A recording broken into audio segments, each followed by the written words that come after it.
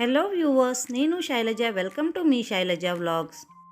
మిగిలిన అన్నంతో ఎప్పుడూ చేసుకునే పులిహోర, తాలింపన్నము ఇలాంటివి కాకుండా వెరైటీగా ఇలా కట్లెట్స్ చేసుకొని ఒక్కసారి ట్రై చేసి చూడండి. మళ్ళీ మళ్ళీ చేసుకుంటూనే ఉంటారు. రెసిపీలోకి వెళ్ళే ముందు మన ఛానల్ని ఎవరైనా సబ్స్క్రైబ్ చేసుకోకపోతే వెంటనే సబ్స్క్రైబ్ చేసుకోండి. పక్కనే ఉన్న బెల్ ఐకాన్ని క్లిక్ చేయడం మర్చిపోకండి.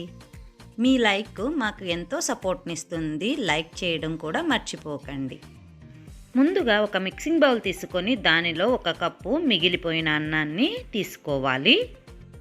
దీనిలో 1 కప్పు నిలువుగా కట్ చేసుకున్న ఉల్లిపాయ ముక్కలను వేసుకోవాలి. దీనిలో 2 నుంచి 3 టేబుల్ స్పూన్ల ఆయిల్ వేసుకొని బాగా పిసుకుతూ మిక్స్ చేసుకోవాలి. ఇలా దగ్గరగా పిసకడం వల్ల ముద్దలాగా మిక్స్ అయ్యి దగ్గరకు వస్తుంది.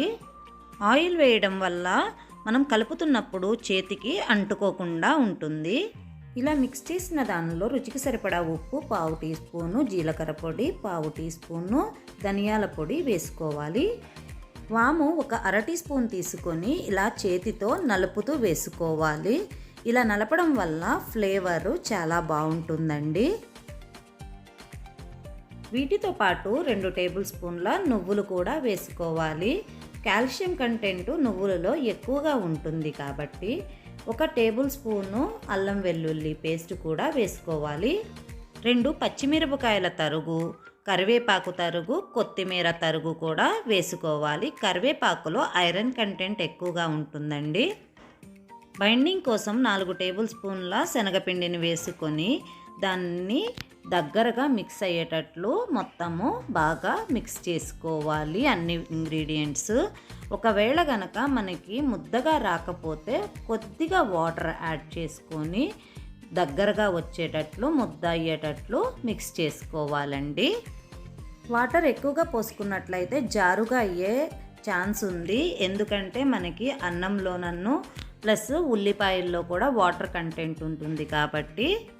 ఇలా కలుపుకున్న మిశ్రమాన్ని మనకు కావలసిన సైజు ఉండగా చేసుకొని దానిని కట్లెట్గా అరచేతి మీద ఒత్తుకోవాలి. ఒత్తుకున్న దాన్ని వేరే ప్లేట్లోకి ట్రాన్స్ఫర్ చేసుకోవాలి.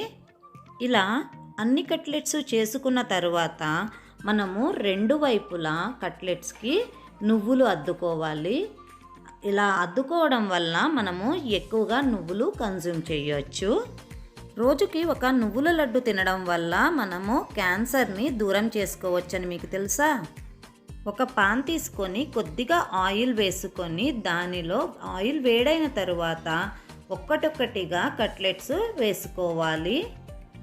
ఇలా వేసుకున్న కట్లెట్స్ని మీడియం ఫ్లేమ్లో ఒకవైపు 2 నిమిషాలు ఫ్రై అయిన తరువాత టర్న్ చేసి రెండో వైపు కూడా ఫ్రై చేసుకోవాలి.